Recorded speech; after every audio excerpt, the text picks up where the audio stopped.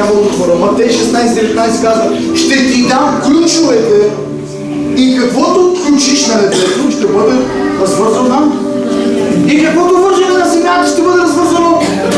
Ама трябва да го повярваме, хора.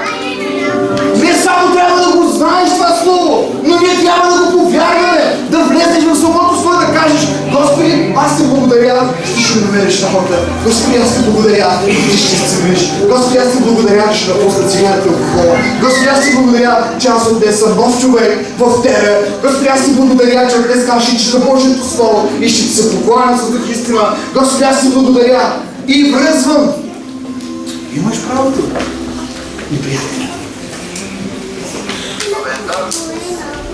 Алелуя. Разбирате ли? И връзвам неприятеля. Отключвам врата на благословение. Ключове са в нас. Ама не виждам ключове, нали?